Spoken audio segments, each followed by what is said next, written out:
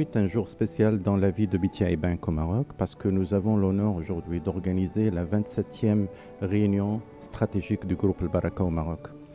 Pour nous, cette réunion stratégique et sa tenue au Maroc a un sens très important pour l'industrie participative au Maroc parce qu'elle vient après juste 2 années du lancement des banques participatives au Maroc. Et cette présence de cette grande institution financière islamique dans le monde à travers sa réunion stratégique à Casablanca aujourd'hui et demain est un signal très fort de l'appui non conditionné de ce groupe à cette expérience. Cet appui ne vient pas que de son positionnement de leader mondial de la finance islamique, mais vient aussi de son positionnement en tant qu'acteur direct dans le développement de la finance participative au Maroc à travers BTI Bank, dans lequel le groupe Al Baraka est associé avec le groupe MCE Bank au Maroc. Donc cette réunion est très importante dans la vie du groupe Al Baraka parce qu'elle dessine les priorités stratégiques et les objectifs stratégiques du groupe dans le cadre d'une lecture stratégique du développement de la finance islamique dans le monde. Comme vous le savez, depuis 40 ans, le groupe Al Baraka a été précurseur dans le développement de cette industrie.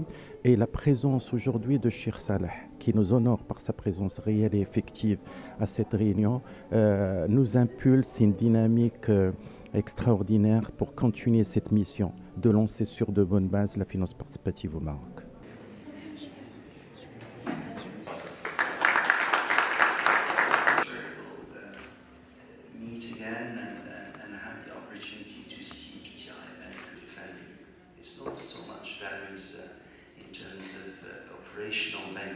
BMC Bank of Africa est le partenaire du groupe Al Baraka. Le groupe Al Baraka est le leader de la finance islamique et nous avons créé ensemble une banque qui s'appelle BTI Bank. Alors, j'ai eu le plaisir d'assister à leur 27e réunion, ce qu'ils appellent Strategy Group, c'est-à-dire c'est une conférence de tous les présidents et directeurs généraux des banques, des 14 banques qu'ils ont à travers le monde, le Maroc ayant été la 14e banque que nous avons créée ensemble maintenant depuis 2 ans que fonctionne la finance participative, c'est comme ça qu'on l'appelle au Maroc. Le démarrage très difficile des banques participatives, il y a beaucoup de contraintes. C'est le début, il faut regarder loin. Gardons en tête que cette finance éthique islamique va s'implanter durablement dans le secteur bancaire, financier, économique marocain. Nous y avons intérêt en tant que Marocains.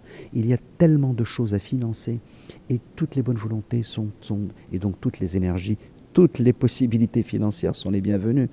Il y a des projets d'entreprise, il y a des projets particuliers. Et vous savez, quand vous avez des produits comme les soukouks sont des produits islamiques. Et ces produits sont extrêmement utiles pour financer l'investissement, financer les infrastructures.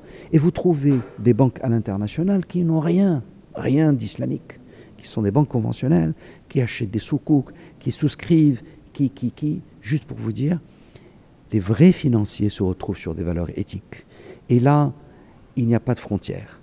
Dans l'intérêt de qui? Dans l'intérêt des citoyens, dans l'intérêt des communautés.